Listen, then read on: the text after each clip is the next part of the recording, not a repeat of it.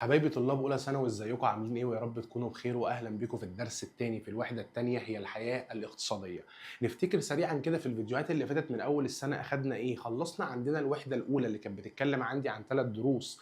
اتكلمنا عن درس الحضاره والتاريخ، اتكلمنا عن تاني درس عندي المصادر الاوليه والمصادر الثانويه، اتكلمنا عن تالت درس في الوحده الاولى وهو عوامل قيام الحضاره، ودولت اللي انت هتمتحن عليهم امتحان شهر اكتوبر اللي هو اول شهر عند حضرتك. بدأنا عندنا في الوحدة الثانية أخدنا فيهم حصتين، خلصنا فيهم الدرس الأول وهو ملامح من تاريخ مصر القديم.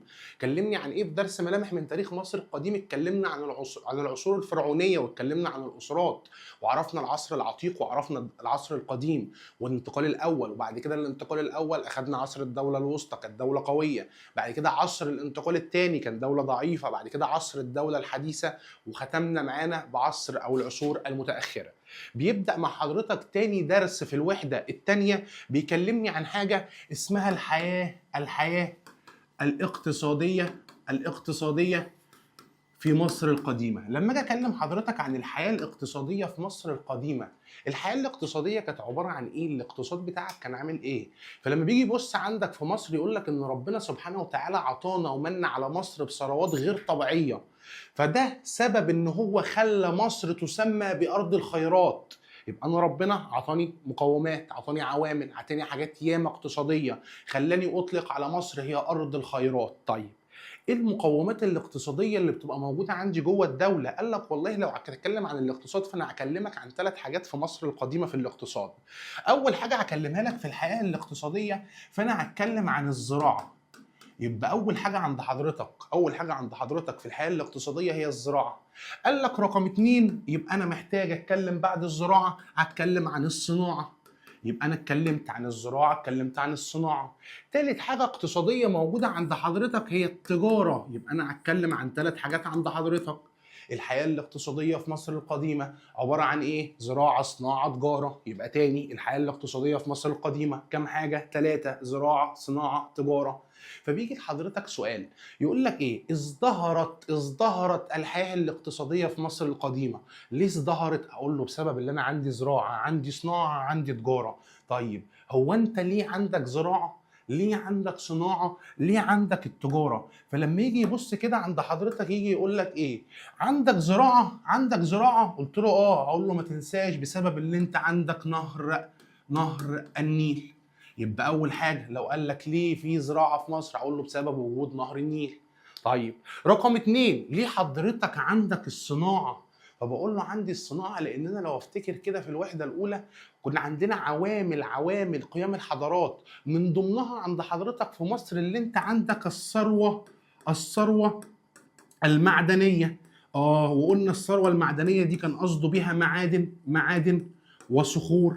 فبسبب اللي انت عندك ثروه معدنيه، عندك معادن، عندك صخور، عرفت تقوم بنشاط الصناعه. طيب ليه عند حضرتك عندك تجاره؟ اقول له ما تنساش ان الموقع بتاع مصر موقع متميز. يبقى بسبب الموقع الجغرافي. الموقع الجغرافي. حضرتك كنت لو تفتكر كده كنت بقول لك ايه؟ 3-2. مصر كانت تقع بين 3 قارات، اسيا، افريقيا، اوروبا، بتطل على بحرين الاحمر والمتوسط. مصر موجوده في قلب العالم، اذا موقعك الجغرافي متميز. يبقى انا لما ببدا في تاني درس الحياه الاقتصاديه في مصر القديمه بقول لك ازدهرت الحياه الاقتصاديه في مصر القديمه بسبب ايه؟ وعندك ايه؟ اقول له والله عندي 3 انشطه اقتصاديه: عندي زراعه، عندي صناعه، عندي تجاره. حضرتك عندك زراعه ليه؟ اقول له بسبب وجود نهر النيل. حضرتك عندك صناعه ليه؟ بسبب وجود الثروات المعدنيه. حضرتك عندك تجاره ليه؟ هقول له بسبب الموقع الجغرافي المتميز. يبقى لو قال لك اول سؤال ازدهرت الانشطه الاقتصاديه في مصر القديمه، هقول له بسبب وجود زراعه، صناعه، تجاره. الزراعه بسبب وجود نهر النيل، الصناعه بسبب وجود الثروات المعدنيه، اخر حاجه عند حضرتك التجاره بسبب الموقع الجغرافي. يبقى انا لما اجي ابص كده عندي اول درس في الحياه الاقتصاديه لما جاي يكلمك عن ايه؟ قال لك الحياه الاقتصاديه في مصر عباره عن ايه؟ قال لك عباره عن زراعه، عباره عن صناعه، عباره عن تجاره. فجاب لك السؤال بتاع حضرتك قال لك اهو ازدهرت الحياه الاقتصاديه في مصر القديمه. هقول له بسبب وجود نهر النيل، ده ساعد في قيام حرفه الزراعه اللي هو مجال الزراعه. 2، الاحجار والمعادن اللي هي الثروات المعدنيه، دخلنا عند حضرتك تقوم حرفه الصناعه. يجي اخر حاجه يقول لك الموقع المتميز ده عمل لي ايه؟ اقول له خلاني مركزا تجاريا وحضاريا عالميا. يبقى دي اول سؤال عند حضرتك ما فيهوش اي حاجه. يبقى الحياه الاقتصاديه في مصر القديمه 3: زراعه، صناعه، تجاره. طب ليه ازدهرت الحياه الاقتصاديه في مصر القديمه؟ اقول له حرفه الزراعه بسبب وجود نهر النيل. حرفه الصناعه ليه؟ بسبب وجود الثروات المعدنيه. حرفه التجاره او النشاط التجاري اقول له بسبب الموقع الجغرافي المتميز. طيب يلا بينا على مدار الدرس عايز يكلمني عن كل نشاط على حده. عايز اتكلم عن الزراعه لوحديها، عايز اتكلم عن الصناعه لوحديها، وعايز اتكلم عن التجاره لوحديها. يلا بينا نبدا واحده واحده فيهم، نشوف الزراعه وبعد الزراعه نشوف التجاره والصناعه. طيب يلا بينا نبدا في اول واحده فيهم اللي هي الزراعه. حضرتك لما تيجي تكلمني عن الزراعه، يلا بينا اول ما اقول لك الزراعه في مصر القديمه، حضرتك كده تلقائي كده تقوم جاي عامل لي ايه؟ اول ما تقول لي الزراعه حضرتك تقوم جاي عامل لي قلب كبير كده. ليه يا عم؟ قال لك اصلك المصري القديم ارتبط بالارض الزراعيه. يبقى اول ما اقول لك الزراعه تقول لي ايه؟ ارتبط المصري القديم بالاراضي الزراعيه. المصري القديم دوت ارتبط بالارض الزراعيه. فبقول له ليه المصري القديم ارتبط بالاراضي الزراعيه؟ فاقوم جاي عامل له السهمين بتوعك اهو. هقول له لان الارض دي هقول له لانها يبقى اول ما اقول لك الزراعه تقول لي ايه؟ ارتبط المصري القديم بالارض الزراعيه. ارتبط المصري القديم بالارض الزراعيه. ليه؟ لانها لما تيجي تبص للحضاره الفرعونيه، احنا عارفين ان الحضاره المصريه القديمه او الحضاره الفرعونيه هي حضاره زراعيه. يعني قامت اصلا بسبب وجود الارض. ده الانسان ده نزل من على الهضبه عشان يقعد على ضفاف النيل وقامت على حرفه الزراعه. اذا انا اساس الدوله بتاعتي واساس العصور بتاعتي والحضارات بتاعتي هي الزراعه. يبقى اساس الرخاء اللي عند حضرتك في البلد هو الزراعه. يبقى لما يجي يكلمك هقول له لانها اساس الرخاء والازدهار. هي اساس الرخاء والازدهار عند حضرتك. طيب رقم 2، يلا بينا حضرتك بتزرع المحاصيل بتكسب منها فلوس، بتعمل المقايضة بتاعت حضرتك. يبقى انها من اهم مصادر الدخل. يبقى انها من اهم مصادر الدخل. يبقى تعالى كده اول ما اقول لك الزراعه تقول لي ارتبط المصري القديم بارضه لانها اساس الازدهار والثراء والرخاء، لانها مصدر او من اهم مصادر الدخل القومي. يبقى يلا بينا كده من الاول واحده واحده. يبقى لما اكلمك عن الحياه الاقتصاديه في مصر القديمه هتقول لي عندي 3 انشطه اقتصاديه: زراعه، صناعه، تجاره. ليه ازدهرت الحياه الاقتصاديه في مصر القديمه؟ هقول له الزراعه بسبب وجود نهر النيل، الصناعه بسبب وجود الثروات المعدنيه، التجاره بسبب الموقع الجغرافي المتميز. طب لما جيت اخدت عند حضرتك قلت لك الزراعه، اول ما اسمع كلمه الزراعه اعمل له قلب. ليه اعمل له قلب؟ لان ارتبط المصري القديم بارضه. المصري القديم ارتبط بالارض بتاعته. ليه؟ لانها اساس الرخاء والازدهار، لانها مصدر للدخل. يبقى تعالى كده اهو معايا اول سؤال اخدناه.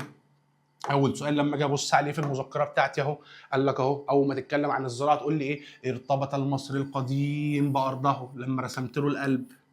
ليه يا عم؟ قال لك لانها اساس رخاء البلاد وثرواتها، لانها اهم مصدر للدخل. يبقى انا لما اكلمك عن الزراعه ارتبط المصري القديم بارضه لانها اساس رخاء البلاد وثرواتها، لانها من اهم مصادر الدخل. طيب تعالى كده في اول صفحه دي نشوفوا مين الاسئله اللي ممكن تجي لي احلها ازاي. يلا بينا كده. هو ازدهار الحياه الاقتصاديه في مصر كان بسبب عامل واحد ولا عدة عوامل؟ تقول لي ازدهار الحياة الاقتصادية في مصر بسبب عدة عوامل. حضرتك ما كانش عندك عامل واحد، ده انت كان عندك اكثر من عامل، اللي هو نهر النيل، الاحجار والمعادن اللي هي الثروات المعدنية، واخر حاجة الموقع المتميز. طيب مين اهم واحد في الثلاثة؟ قال لك نهر النيل. ده انا الحضاره بتاعتي كلها قايمه على اساس نهر النيل. يبقى ده كده من اهم عوامل ازدهار الحضاره في مصر القديمه او الحياه الاقتصاديه في مصر القديمه. ادي عندك اول سؤال. يبقى تتعدد العوامل. اهم عامل نهر النيل. يبقى تتعدد العوامل، اهم عامل نهر النيل. تتعدد العوامل، اهم عامل نهر النيل. طيب يلا بينا لما اتكلمنا عن الزراعه قلت لك ارتبط المصري القديم بارضه. هو مرتبط بارضه قوي، هو مش هيسيبها. ده كده المصري القديم بيشعر بالولاء والانتماء. الراجل دوت مرتبط قوي بالارض بتاعته، عنده انتماء ليها. يبقى لما يقول لك ارتباط المصري القديم بارضه، يبقى يشعر المصري القديم بالولاء والانتماء. يشعر المصري القديم بالولاء والانتماء. طب يلا بينا كده. قلت لك هو ارتبط بيها ليه؟ شعر بالولاء والانتماء ليه؟ قلت لي لانها هي رخاء البلاد وثرواتها، يبقى دي حاجه اقتصاديه. جميل.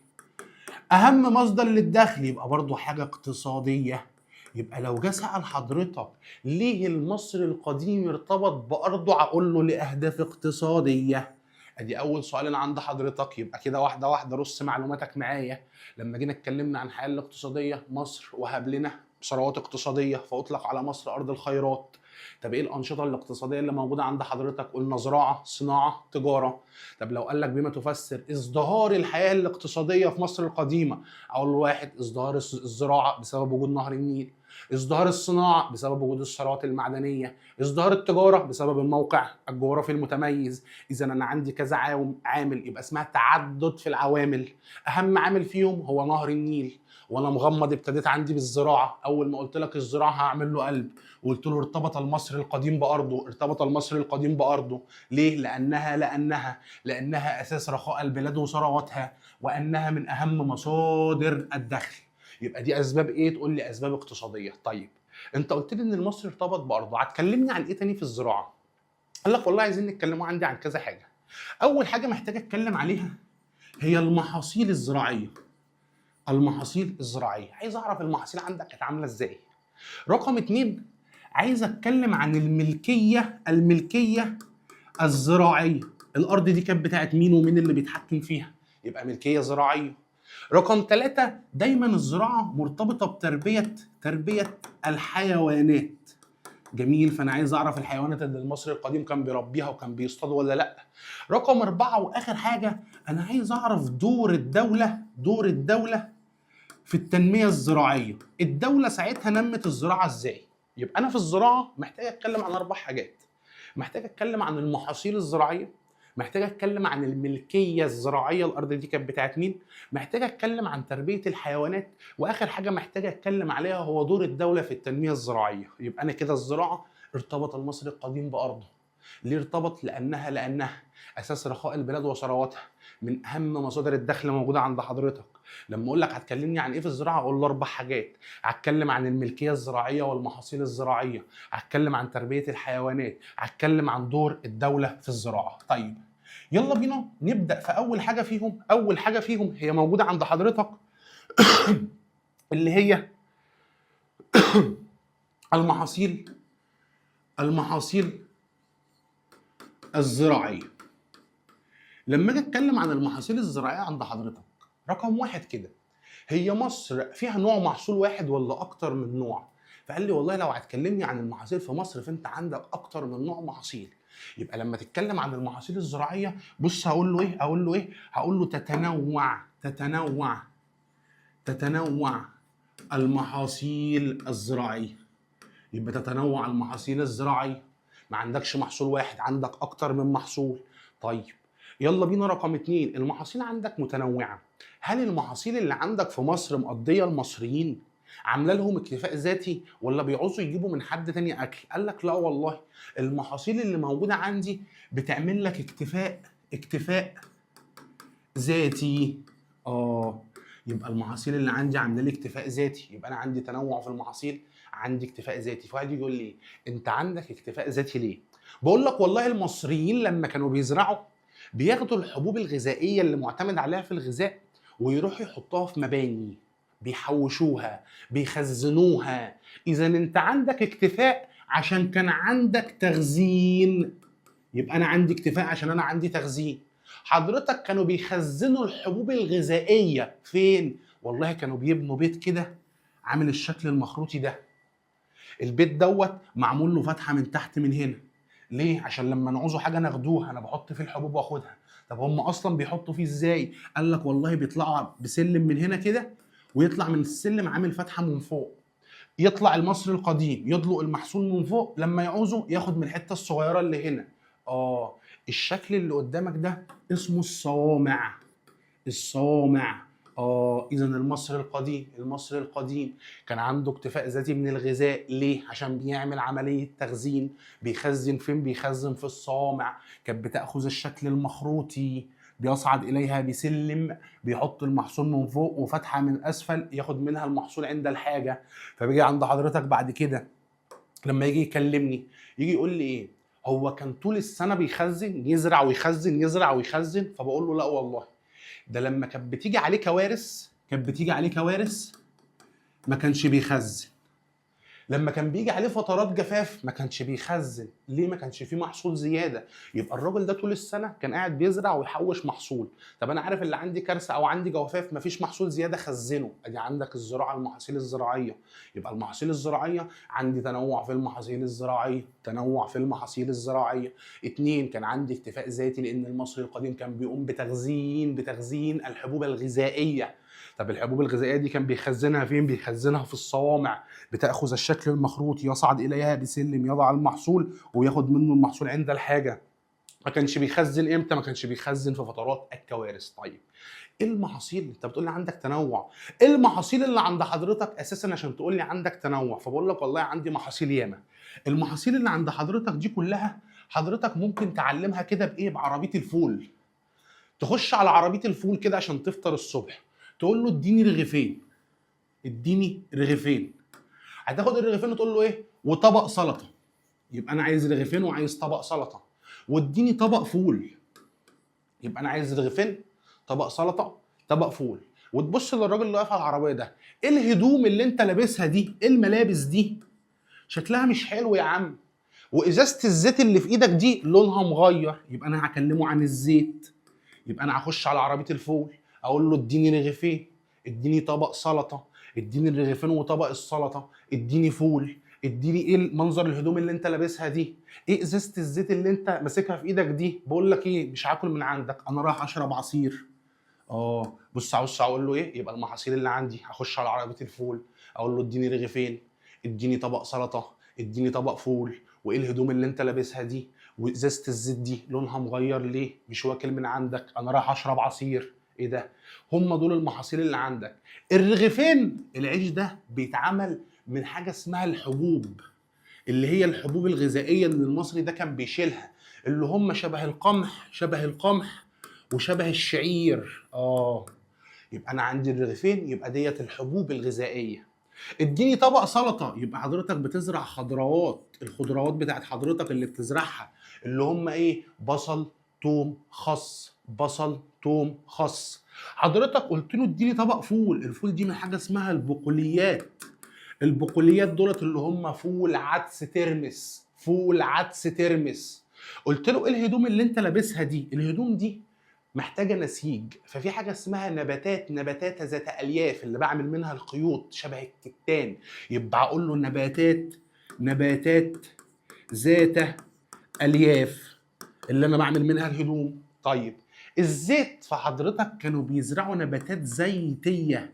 النباتات الزيتيه ديت اللي انا بعصرها بطلع منها الزيت شبه السمسم. اخر حاجه العصير دوت، يبقى انا بزرع الفاكهه. يبقى لما تقول لي كده اما اقول لك المحاصيل الزراعيه، لما تيجي تتكلم عن المحاصيل الزراعيه اقول له عندي تنوع في المحاصيل، عندي اكتفاء ذاتي عشان كنت بعمل تخزين. بتخزن فين؟ بخزن في الصوامع. في فترات ما كنتش بخزن فيها اللي هي فترات الكوارث والجفاف. يلا بينا لما تقول لي ايه المحاصيل اللي عندك اقول له دخلت على عربيه الفول قلت له اديني رغيفين، طبق سلطه، طبق فول. ايه الهدوم اللي انت لابسها؟ ايه ازازه الزيت دي؟ مش واكل من عندك، انا رايح اشرب عصير. الرغيفين يبقى دي حبوب غذائيه. السلطه يبقى انا بزرع خضروات. هقول له الفول يبقى انا بزرع البقوليات. هقول له الملابس يبقى انا بزرع نباتات ذات الياف. هقول له الزيت يبقى انا بزرع نباتات زيتيه. هقول له العصير يبقى انا بزرع الفاكهه. طب يلا بينا نشوف الكلام دوت عندنا في المذكره. طيب يلا بينا. ادي المحاصيل الزراعيه عند حضرتك. قلت لك المحاصيل الزراعيه في مصر تتعدد المحاصيل الزراعيه في مصر القديمه، ما عندكش محصول واحد، عندك اكتر من نوع من المحاصيل. 2، قلت لك ان المصري كان بيحقق الاكتفاء الذاتي. من انه حبوب؟ قال لك من الحبوب الغذائيه. ليه؟ عشان هو كان بيخزنهم تخزين الحبوب. الفترات اللي ما كانش بيخزن فيها قال لك فترات الكوارث وقله الفيضانات، ما عندكش ميه. طيب قلت لك بيخزن فين؟ قلت لك بيخزن في حاجه اسمها الصوامع. الصوامع قال لك اماكن لتجميع الغلال، وكانت تبنى على شكل مخروطي، لها فتحه من الاعلى بيصعد اليها بسلم، بيحط الغلال، وعندي فتحه من الاسفل بياخد منها عند الحاجه او وقت الحاجه. قلت لك المحاصيل اللي عند حضرتك، يلا الرغيفين اللي هي الحبوب، قلت لك طبق سلطه الخضروات، طبق فول البقول اللي هي البقوليات، قلت له الهدوم اللي انت لابسها نباتات ذات الياف، اللي انت ماسكه في ايدك نباتات زيتيه، اشرب عصير يبقى الاشجار المثمره اللي هي الفاكهه.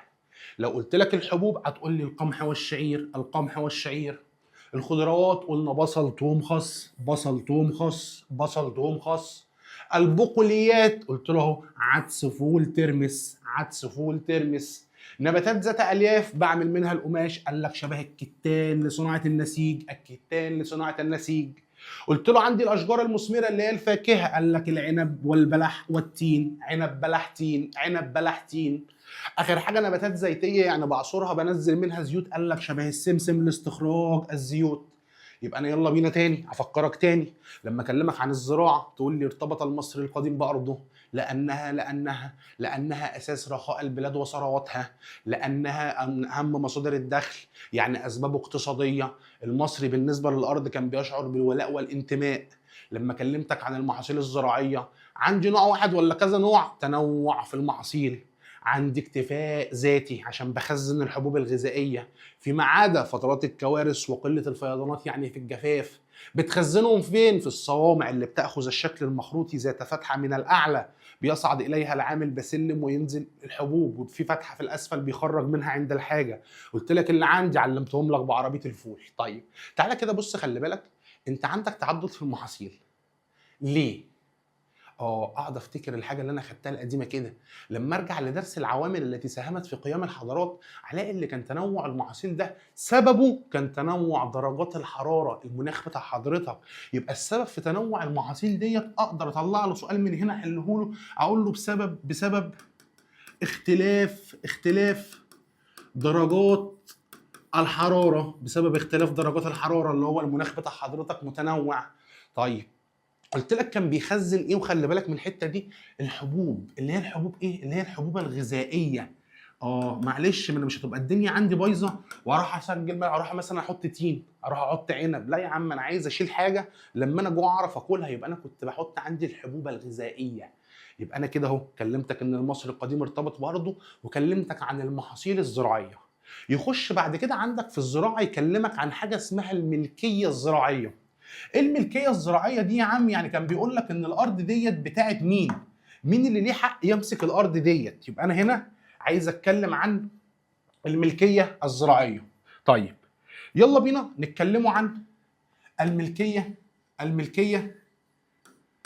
الزراعيه. الارض اللي كانت موجوده عند حضرتك زمان بتاعت مين؟ فبيقول لك الملكيه الزراعيه، انا عارف ان اي دوله ليها الملك بتاعها. فالحضاره الفرعونيه كان في ملك، فاي ارض في الدوله بتاعت الملك ده، يعني الاراضي اللي في الدوله بتاعت الدوله. يبقى لما اكلم حضرتك عن الملكيه الزراعيه تقول لي ان كل الاراضي ملكا للدوله. مين اللي بيحكم الدوله؟ الملك. يبقى بالعربي كده كل الاراضي بتاعت مين؟ بتاعت الملك. يبقى لما اكلمك عن الملكيه الزراعي تقول لي كل الاراضي الزراعيه ملكا للدوله متمثله في الملك. تاني، كل الاراضي الزراعيه ملكا للدوله بتاعه الدوله متمثله في مين؟ متمثله في الملك. طب بسال نفسي سؤال، هي الدوله هي اللي هتنزل تزرعها؟ قال لك لا والله، كانوا بيدوا الارض ديت للمزارعين، كان بيخش عندك يديها الفلاحين، يلا يا فلاحين انزلوا زرعوا. طيب يبقى انا الارض ملكا للدوله يعني بتاعت الملك، مين اللي بيزرعها؟ الفلاحين او المزارعين. مقابل ايه؟ قال لك والله الفلاح بينزل يزرع الارض، على سبيل المثال طلع 100 طن قمح، 100 طن قمح، يجي الفلاح ياخد 10% بس، يعني 10 كيلو في المية، 10 طن بس، ويدي ال 90% اللي هم ال 90 طن يديهم للدوله كضرايب. يبقى الفلاح كان بيزرع الارض مقابل سداد اكبر جزء من المحصول للدوله كنوع من الضرائب. يبقى لما اكلمك عن الملكيه الزراعيه تقول لي كل الاراضي ملكا للدوله متمثله في الملك، يعني بتاعه الملك. مين اللي بيزرعها؟ الفلاحين او المزارعين. بيزرعوها مقابل ايه؟ مقابل ان هم بياخدوا اكبر جزء من المحصول يدفعوه تاني للدوله كنوع من انواع الضرائب. ادي اول نوع من انواع الملكيه. قال لك عندك انواع ملكيه تاني، الفرعون هو اللي بيمنحها. عندك ملكيه اسمها ملكيه خاصه، وعندك ملكيه تانية اسمها ملكيه الاوقاف. يبقى انا عندي نوعين كمان من الملكيه. هي الارض اصلا بتاعت مين؟ بتاعت الدوله، بتاعت الملك. فالملك عمل نوعين كمان من الملكيه، حاجه اسمها ملكيه خاصه وحاجه اسمها ملكيه الاوقاف. لما اجي ابص للملكيه خاصه، هي الارض بتاعت مين؟ تقول لي بتاعت الملك. فيجي الملك حواليه موظفين، حواليه جنود، حواليه الخدم بتوعه، فعايز يعمل معاهم واجب. يخش على الجيش بتاعه يلاقي ان عنده جنود بيدافعوا عنه بشراسه، جنود مخلصين له، فيقول له تعالى خد حته الارض دي بتاعتك، ولو مت اديها لعيالك ورثها لهم، ما عنديش مشكله. يبقى الملك هنا عطى الارض بتاعته للجنود، منحها لهم. ليه؟ عشان هم جنود مخلصين. يلا بينا لقى موظف متفاني في العمل، بيعمل كل حاجه، ما عندوش غلطه، يقول له تعالى انت موظف شاطر، خد الارض دي ليك ولعيالك ورثها لهم بعد ما تموت. يبقى الملكيه الخاصه دي ارض يمنحها الملك او الفرعون. بيمنحها لمين؟ قال لك بيمنحها لواحد من الاثنين، بيمنحها الجنود المخلصين. يبقى بيديها للجنود المخلصين، بيديها لكبار الموظفين اللي شاطرين في شغلهم، ملكا لهم ولوراثتهم، بيورثوها لعيالهم. يبقى الملكيه الخاصه ارض بيمنحها الملك للجنود المخلصين ولكبار الموظفين، بيديها لهم عشان الناس دي عندها ولاء وانتماء ليه، وبياخدوا الارض دي ملكا لهم ولوراثتهم، يعني بيدوها للورثه بتاعتهم. دي الملكيه الخاصه. طيب الملكيه اللي بعديها اللي هي ملكيه الاوقاف، قال لك والله دي اراضي الملك بتاعي حطها لي، هزرعها وهطلع الزرع وابيعه، واخد الفلوس دي انفقها على المعابد. يبقى المعابد عندي والحاجات المباني اللي كانوا بيبنوها كانت عايزه يتصرف عليها فلوس. طب انا قعدت كل شويه اطلع فلوس من جيبي؟ قال لك لا، خد الارض دي ازرعها، والفلوس اللي هتطلع انفق عليها على المعابد بتاعتك. يبقى انا عندي الملكيه الزراعيه، كل الاراضي الزراعيه ملكا للدوله. مين صاحبها؟ الملك. مين اللي بيزرعها؟ قال لك المزارعين او الفلاحين، بيمنحهم الملك الارض بيزرعوها مقابل ايه؟ ان هم بياخدوا اكبر جزء من المحصول يرجعوا يدفعوه تاني للدوله كنوع من انواع الضرائب. لما جيت قلت لك انواع الملكيه عندي نوعين، ملكيه خاصه ملكيه الاوقاف. الملكيه الخاصه يمنحها الملك لمين؟ للجنود المخلصين، لكبار الموظفين، ملكا لهم ولوراثتهم، بيورثوها. ملكيه الاوقاف دي ارض مخصصه للانفاق على المعابد. طيب تعالى نشوفه كده عشان نطلعوا الاستنتاجات بتاعتهم ونحلوا عليهم، نعرفوا نطبقوا عليهم. يبقى الملكيه الزراعيه عند حضرتك قلت لك ان جميع اراضي الدوله ملكا للدوله، متمثله في مين؟ متمثله في الملك. مين اللي بيزرعها؟ قلنا الفلاح بيزرعها مقابل ايه؟ ان هو بيسد اكبر جزء من المحصول للدوله كضرايب. يبقى اهو جميع الاراضي الزراعيه ملكا للدوله متمثله في الملك. مين اللي بيزرعها؟ قلنا يزرعها الفلاحون او المزارعون، مقابل ايه؟ مقابل تسديد الجزء الاكبر من محصولهم كنوع من انواع الضرائب للدوله.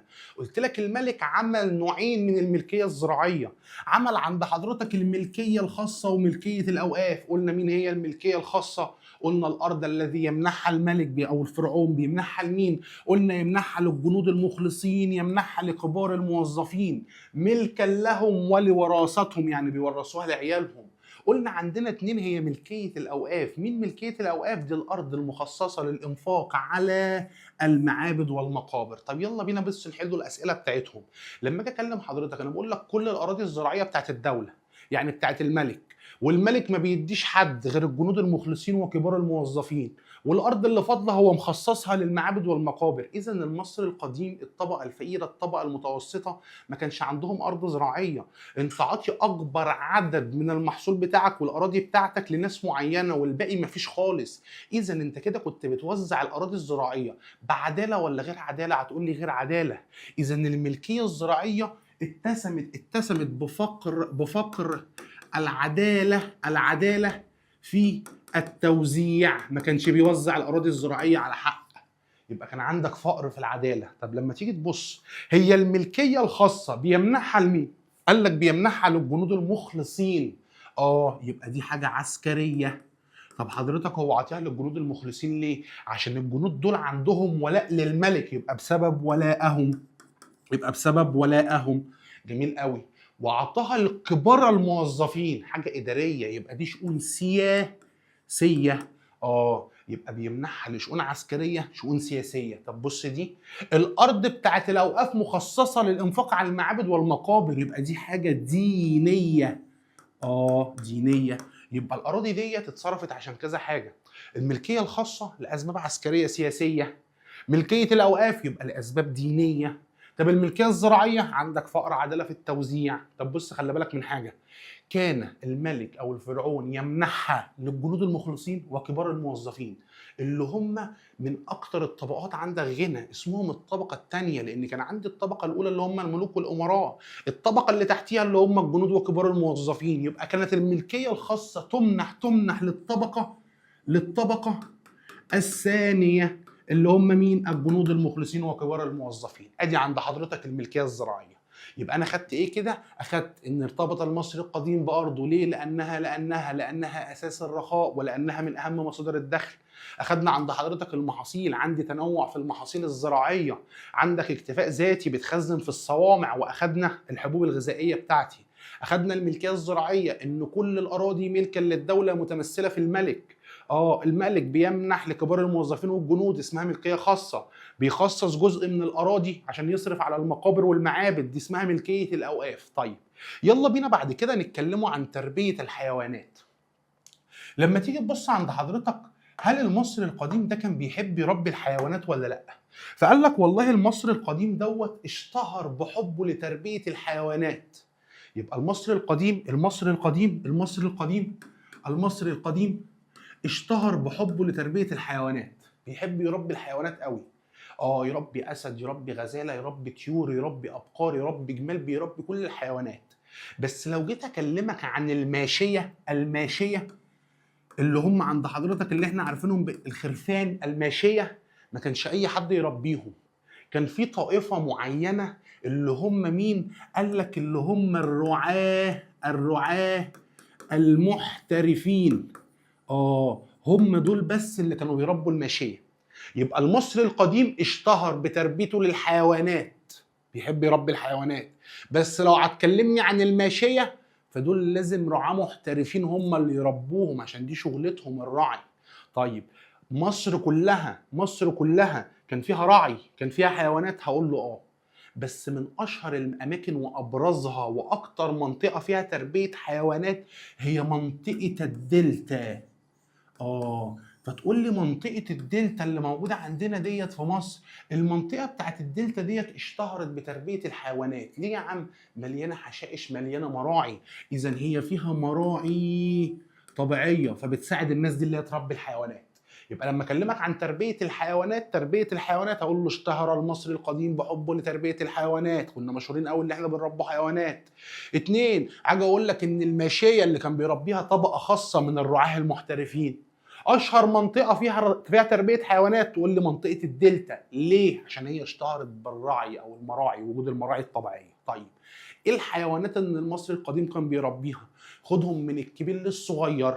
قال لك والله اول حاجه كان بيحب يربيها اللي هي الابقار. يبقى انا اول حاجه عند حضرتك الابقار.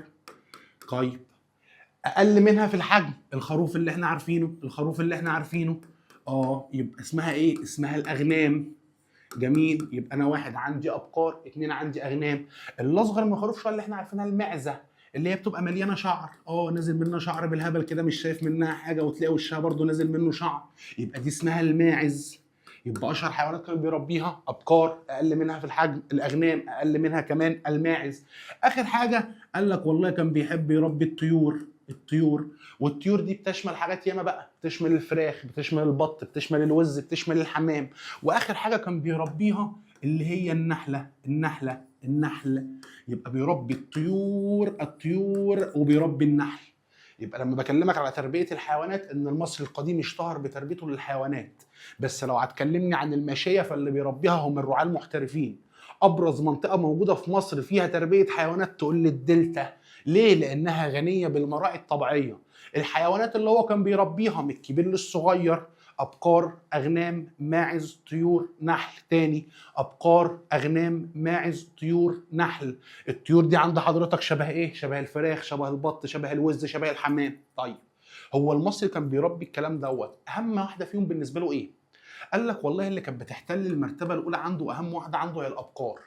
ليه يا عم؟ قال لك عشان كان بيستفيد منها في الزراعه، بتنقل له المحاصيل بتاعته من البيت للارض ومن الارض للبيت وتوديه للصوامع، يبقى بيستخدمها في عمليه الزراعه.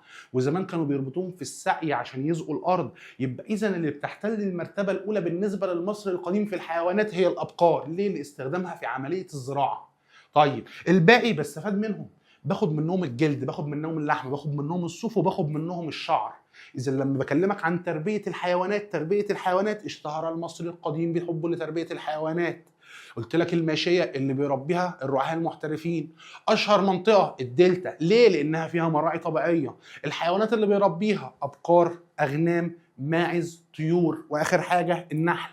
طيب اللي بتحتل المرتبه الاولى الابقار. ليه؟ لاستخدامها في عمليه الزراعه، بزرع فيها وبتساعدني في الزراعه.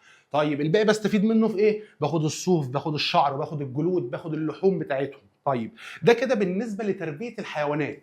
طب ما تيجي يا عم كلمني عن الصيد.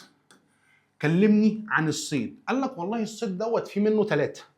الصيد ده حضرتك ممكن يبقى عندك صيد البر، تصطاد على الارض. قال لك ممكن يبقى عندك صيد الجو، اللي هو السما بتاعت حضرتك. قال لك ممكن يبقى عندك صيد في البحر، انا بعلمهم كده: بر جو بحر، بر جو بحر. صيد البر، وصيد الطيور، وصيد البحر اللي هي الاسماك. يبقى انا عندي بر، عندي جو، عندي بحر. تعالى كلمني عن واحده واحده فيهم كده. قال لك والله لما اجي اكلمك عن اول واحده اللي هو صيد البر، فده كان بيتم في الصحراء. حضرتك الناس دي بتروح الصحراء تصطاد. بتصطاد ايه من الصحراء يا عم الحاج؟ قال لك بصطاد حاجتين: بصطاد الاسود وبصطاد الغزال. يبقى اسود وغزلان، اسود وغزلان. طيب بس انت تعرف ان المصريين ما كانوش مهتمين بصيد البر؟ يعني الطبقه العامه كده او الطبقه الفقيره ما كانش شاغلهم الكلام ده. ليه يا عم؟ هو انا كبني ادم فقير عايش في الدوله هروح الصحراء اصطاد اسد اعمل بيه ايه؟ هياكلني عيش؟ قال لك لا. يبقى الكلام ده اللي كان بيعمله هي الطبقه الغنيه، علية القوم، يعني الناس اللي معاها فلوس. ليه يا عم؟ قال لك عشان دي رياضه للترفيه. الناس دي راح ترفه عن نفسها. يبقى المصري القديم ما اهتمش بصيد البر. ليه؟ لانها كانت رياضه لعليه القوم، كانوا بيستخدموها في الترفيه. يبقى انا تعالى كده: بر جو بحر، بر جو بحر، بر جو بحر. البر في الصحراء اسود غزلان، في الصحراء اسود غزلان. مين اللي بيعملها؟ علية القوم، والمصري اللي هي الطبقه العامه ما اهتمتش بيها. طيب صيد الجو، قال لك اللي هو صيد الطيور شبه السمان والبجع، السمان والبجع. طيب صيد البحر دوت بقى اللي يقصد بيه الاسماك، ودي كان اهم نوع من انواع الصيد للمصري، يعني للطبقه الفقيره. ليه؟ قال لك عشان ده المصدر الاساسي للغذاء، هو ده اللي بياكلنا. يبقى المصري اللي ما كانش معاه فلوس اللي هي الطبقه الفقيره، ولا كان بيدور على صيد البر ولا صيد الجو، كان بيدور على صيد البحر، يجيب السمك عشان ياكله، مصدر الغذاء الرئيسي بالنسبه له. طب بيصطاد منين يا عم؟ قال لك بيصطاد من النهر اللي هو نهر النيل، بيصطاد من الترع، بيصطاد من البحيرات. ادي الاماكن اللي بيصطاد منها السمك. يبقى لما بكلمك عندي عن الصيد في البر وفي الجو وفي البحر. البر في الصحراء اسود وغزلان، المصري القديم ما اهتمش بيها لانها كانت وسيله للترفيه، يعني كانت لعليه القوم. لما بقول لك الجو ده صيد الطيور شبه السمان والبجع وما كانش بيحتاج مجهود. لما بقول لحضرتك البحر تقول لي يعني السمك، وده المصدر الاساسي للغذاء للطبقه الفقيره. يبقى انا كلمتك عن تربيه الحيوانات، كلمتك عن الصيد. طب يلا بينا كده نبص عليهم. اول واحده كانت بالنسبه لي اتكلمنا عليها اللي هي تربيه الحيوانات. قلت لك المصري القديم اشتهر بتربيته للحيوانات، بيحب يربيها. بس لما جيت اكلمك عن الماشيه بتحتاج طبقه محترفه، طائفه محترفه، اللي هم الرعاة المحترفين. اكتر مكان في مصر كان فيه تربيه حيوانات قلنا منطقه الدلتا. ليه؟ لانها غنيه بالمراعي الطبيعيه. ادي عند حضرتك تربيه الحيوانات. ايه الحيوانات اللي بيحب يربيها؟ قلناها عند حضرتك اهو: من الكبير للصغير: بقر، اغنام، ماعز، طيور، ونحل. من الكبير للصغير، بقره اللي هي الابقار، الاغنام، الماعز، الطيور، النحل. طيب اللي بيحتل المكانه الاولى الابقار، قلت ليه؟ عشان بيستخدمها في عمليه الزراعه، يبقى اهميتها عنده كان بيستخدمها في اعمال الزراعه والنقل. اتنين، قلت لك بيستفيد من الصوف والشعر والاوبار والجلود. طيب انواع الصيد، قلنا 3 انواع للصيد: صيد البر، صيد البر، صيد الطيور، صيد الاسماك. قلنا صيد البر فين؟ قلنا دوت بيتم في الصحراء مثل الغزلان والاسود. المصري يهتم بيه؟ تقول لي لا، المصري ما اهتمش بيه. لم يهتم المصري بها لانها ليست وسيله لكسب العيش، بتاع تاكلني عيش. اما مين اللي كان بيروح؟ قلت لك اللي كان بيروح هم علية القوم، يعني دي كانت وسيله للترفيه، الناس دي راح ترفه عن نفسها. طيب قلت لك صيد الطيور، قلت لك لا يحتاج الى مجهود شبه السمان والبجع. الاسماك دي اهم حاجه للطبقه الفقيره، ليه؟ لانها المصدر الاساسي للغذاء في الطبقه الفقيره. بيصطادوها منين؟ قلنا من النيل ومن الترع ومن البحيرات. خلي بالي من حاجه، النيل والترع دي ميه عذبه، ميه عذبه، لكن البحيرات في منها عذبه وفي منها مالحه. يبقى صيد الاسماك كان بيتم في الميه العذبه والميه المالحه. ادي عند حضرتك تربيه الحيوانات. يبقى انا لما كلمتك عن الزراعه قلت لك ارتبط المصري القديم بارضه. ليه؟ لانها اساس رخاء البلاد وثرواتها. اتنين، قلنا لانها من اهم مصادر الدخل. قلنا الزراعه هنتكلموا فيها عن 4 حاجات: قلنا هنتكلموا عن تنوع المحاصيل، قلنا هنتكلموا عن الملكيه، قلنا هنتكلموا عن تربيه الحيوانات، ودور الدوله في التنميه. لما اتكلمنا عن تنوع قلنا مصر فيها تنوع في الحاصلات بسبب تنوع درجات الحراره. قلنا مصر عندها اكتفاء ذاتي من الحبوب، ليه؟ لان هم كانوا بيخزنوها في الصوامع، وعرفنا اللي هي بتاخذ شكل مخروطي ذات فتحه من الاعلى بيصعد اليها العامل بسلم. اخذنا انواع الحبوب دي اتعلمناها بعربيه الفول. بعد ما خلصنا عندي المحاصيل دخلنا في الملكيه. كل الاراضي اللي في الدوله بتاعت الدوله متمثله في مين؟ في الملك. مين اللي بيزرعها؟ الفلاح، مقابل اللي هو بيسدد اكبر جزء من المحصول كضرائب. يلا بينا، قلت لك عندي نوعين من الملكيه، خاصه واوقاف. الخاصه بيمنحها الفرعون للجنود المخلصين ولكبار الموظفين، قلت لك ملكا لهم ولوراثتهم، يبقى دي حاجه سياسيه عسكريه. قلت لك الاوقاف دي الارض المخصصه للانفاق على المعابد والمقابر، يبقى دي حاجه دينيه. دخلنا في تربيه الحيوانات واخدنا الصيد. فاضل لك اخر حاجه تتفضل عندك في الزراعه، هو دور الدوله في التنميه الزراعيه. طيب كده احنا خلصنا ايه؟ كده احنا لما اتكلمنا عن الزراعه عرفنا ان المصري القديم ارتبط بارضه. ليه؟ لانها قلنا 1، لانها هي المصدر الاساسي للرخاء وثراء البلاد. 2، قلنا من اهم مصادر الدخل القومي. رقم 2، اتكلمنا عن الحاصلات الزراعيه، قلنا وعندي تنوع حاصلات زراعيه في مصر. المصري القديم كان عنده اكتفاء ذاتي لانه كان بيخزن الحبوب بتاعته، قلنا بيخزنها في حاجه اسمها الصوامع، وعرفنا ايه هي الحبوب اللي موجوده. اتكلمنا عن الملكيه الزراعيه وقلنا ان كل الاراضي ملكا للدوله متمثله في الملك. مين اللي بيزرعها؟ قلنا يزرعها الفلاح، مقابل اللي هو بيدفع اكبر جزء من المحصول للدوله كنوع من انواع الضرائب. وعرفنا ان انواع الملكيه 2، ملكيه خاصه وملكيه الاوقاف. بعد ما خلصنا الملكيه الزراعيه اتكلمنا عن تربيه الحيوانات، وعرفنا ايه هي تربيه الحيوانات واستفاد منها المصري في ايه، وعرفنا ايه هو الصيد اللي كان بيقوم عليه. طيب يتفضل مع حضرتك اخر حاجه موجوده في الزراعه، وهي دور الدوله في التنميه الزراعيه. لو تفتكر معايا الدرس كده اللي فات، قلنا ان اكتر عصر اهتموا بيه بمشروعات الري والزراعه كان عصر الدوله الوسطى. ولو نفتكر ملوكه كده، قلنا ان محات الاول نقل العاصمه من تيبا الى اسيتاوي. ليه يا عم؟ قال لك عشان تبقى قريبه من الاماكن الزراعيه. قلنا عندنا ابن محات الثالث وقلنا سنوسرت الثالث اللي اهتموا بالمشروعات الزراعيه. اذا اهتمام الدوله بالمشروعات الزراعيه كان فين؟ قال لي كان في العصور الوسطى.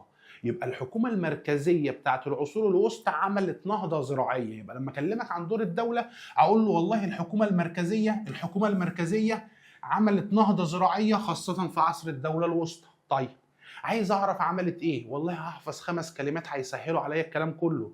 ايه ال5 كلمات اللي حضرتك تحفظهم؟ هتحفظهم كده: اقامه، زياده، اشراف، اداره. يبقى تاني: اقامه، زياده، اشراف، اداره. الدوله 1، اقامه مشروعات للري، عملوا مشروعات للري مفيهاش اي حاجه. 2، قال لك اقامه السدود، واعطاك مثال على السدود اللي قامت شبه سد اللاهون، هنشرحوه عندي بالتفصيل. يبقى انا عندي اهو دور الدوله 5 كلمات: اقامه زياده، اشراف اداره. 1 اقامه مشروعات للري. 2 قال لك اقامه السدود، واعتقد المثال شبه سد اللاهون. طيب لما عملت مشروعات للري الميه عندك زادت، عملت سدود بقى عندك كميه ميه محترمه، هنعمله ايه؟ قال لك زياده مساحه الاراضي الزراعيه. قلت لك النهضه الزراعيه كانت في انه عصر؟ قال لك عصر الدوله الوسطى. يبقى إقامة مشروعات للري، إقامة السدود زي سد اللاهون، زيادة مساحة الأراضي الزراعية. فالدولة كده تيجي تقول لك إيه؟ أنا عملت مشروعات هسيبها كده يعني من غير ما أتابعها؟ قال لك لا، لازم أتابع المشروعات اللي أنا عملتها، لازم أتابع عملية الزراعة. فابتدوا يعملوا إدارة وإشراف على المشروعات دي. طب حضرتك هتشرف على المشروعات اللي أنت عملتها إزاي؟ قال لك والله هفتح إدارات صغيرة مسؤولة عن الإشراف على عملية الري. فالدولة ابتدت تعمل لي إدارات عشان تشرف على عملية الري. ايه الإدارات اللي هم عملوها؟ قال لك والله عملوا 4 إدارات. بص التسلسل بتاعهم. قال لك 1 عملوا إدارة اسمها إدارة مسح الأراضي. الناس دي بتنزل المنطقة تبص الأراضي الزراعية كميتها قد إيه، فتقول لك والله عندك المنطقة دي فيها 1000 أرض زراعية. طيب خلصت إدارة مسح الأراضي، تيجي لك إدارة الري. إحنا هنوفره مية إزاي لل1000؟ فيبتدي يوفر لك الميه بتاعتك. يبقى 1 اداره مسح الاراضي، 2 اداره الري.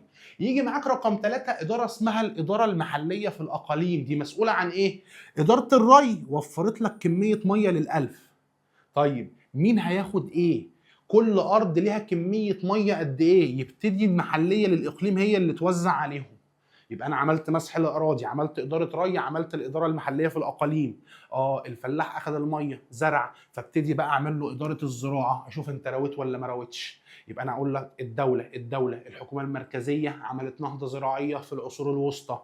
كم كلمه قلنا؟ 5: اقامه زياده، اشراف اداره. 1 اقامه مشروعات الري. 2 اقامه السدود شبه سد اللاهون. 3 زياده مساحه الاراضي الزراعيه.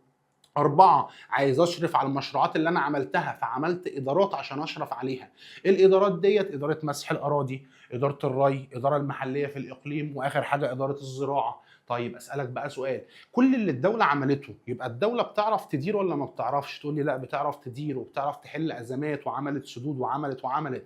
اذا الدوله عندها اداره سليمه حازمه، بتعرف تواجه الاستراتيجيات وبتعرف تحط استراتيجيات عشان اوضاع الطوارئ اللي عند حضرتك. طيب انت كانسان عايز تستفيد في عمليه الزراعه، ارجع لقصه سيدنا يوسف عليه السلام. سيدنا يوسف بعد ما خرج من السجن وراح للملك، الملك قال له يا سيدنا يوسف انا حلمت حلم. الحلم اللي انا حلمته لما حكى لسيدنا يوسف ابتدى يفصل له الحلم ده.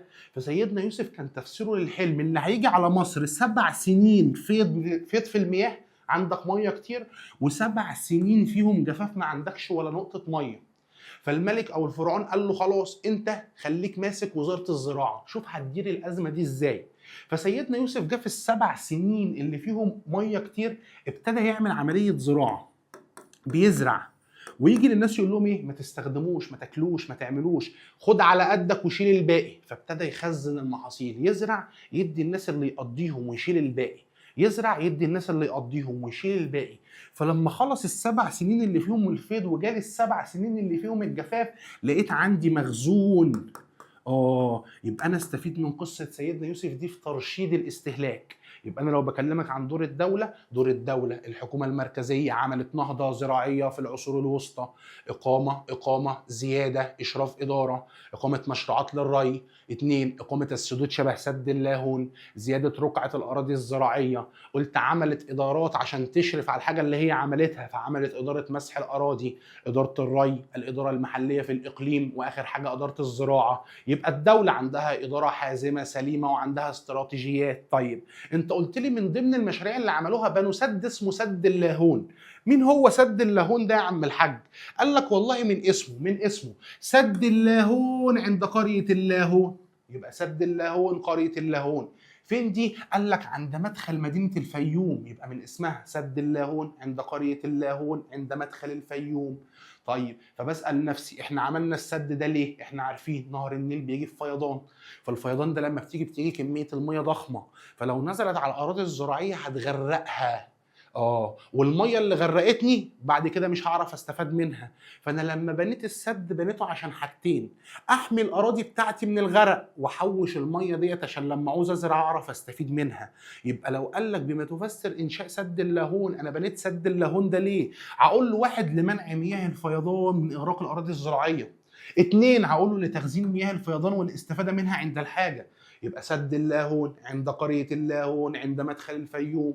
ليه؟ لحماية الأراضي من الغرق، للاستفادة من المياه عند الحاجة. فأصبح هنا عند سد اللاهون دوت اللي بنيه بقى عندي كمية مية ضخمة. هستخدمها في ايه؟ قال لك هستخدمها في استصلاح الاراضي الزراعيه، هعمل بيها اراضي زراعيه. فوصل عدد الاراضي الزراعيه ل 27,000 فدان. يبقى ترتب على انشاء سد اللاهون زياده مساحه الاراضي الزراعيه ل 27,000 فدان. طب الناس اللي هتزرع الاراضي دي هيقعدوا فين؟ ما هو لازم يقعدوا في نفس المنطقه. فابتدى المصري القديم ينشئ المدن حول بحيره موريس عشان يقعد جنب الارض بتاعته.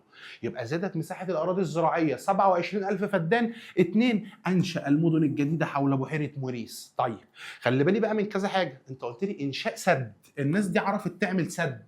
يبقى المصري القديم كان متفوق في المجال الهندسي. الناس دي عندهم هندسه لدرجه اللي هم عرفوا يبنوا السدود. طيب الناس دي لما عملت سد اللاهون اختارته عند المدخل هنا عشان يعرفوا يشيلوا كميه الميه. يبقى من العوامل الاختيار للمكان دوت هقول له هو اختيار الموقع الجغرافي. ده من اسباب نجاح سد اللاهون، اختيار الموقع الجغرافي. الناس دي لما عملت سد اللاهون زودت مساحة الأراضي الزراعية 27,000 فدان. يبقى دي نتيجة هقول له اقتصادية، عدد الأراضي زاد عند حضرتك. إنشاء مدن جديدة، يبقى دوت عمران، يبقى ترتب عليه تغير في العمران. المباني دي والمدن دي الناس اللي جت قعدت فيها، يبقى ده عمران اجتماعي، حاجة اجتماعية. طيب فباجي اسالك سؤال تاني: هو عدد الناس في المنطقه دي كده هيزيد ولا هيقل؟ اكيد هتقول لي هيزيد، دول بنوا مدن جديده، يبقى عدد السكان زاد، يبقى حصلت تغيرات ديموغرافيه. وكلمه ديموغرافيه يعني تغير في السكان. يبقى لما بكلمك عن سد اللاهون عند قريه اللاهون عند مدخل الفيوم، عملته ليه؟ عشان احمي نفسي من خطر الفيضان والاستفاده من المياه عند الحاجه. ترتب عليه ايه؟ زاد عدد الاراضي الزراعيه ل 27,000 فدان وبناء مدن جديده عند بحيره موريس. يبقى عندي تغيرات اقتصاديه عمرانيه اجتماعيه وديموغرافيه يعني خاص بالسكان. وبكده يبقى حضرتك خلصت في اول درس الجزء الخاص بالزراعه. فاضل لك ايه في اول درس؟ يبقى فاضل لنا عندنا الصناعه وفاضل لنا التجاره اللي هناخدهم مع بعض ان شاء الله الاسبوع الجاي. واشوفكم على خير، واتمنى تبقى استفدت مني الحلقه ديت. ولو ليك اي حاجه يا ريت تحطها لي تحت في الكومنتات.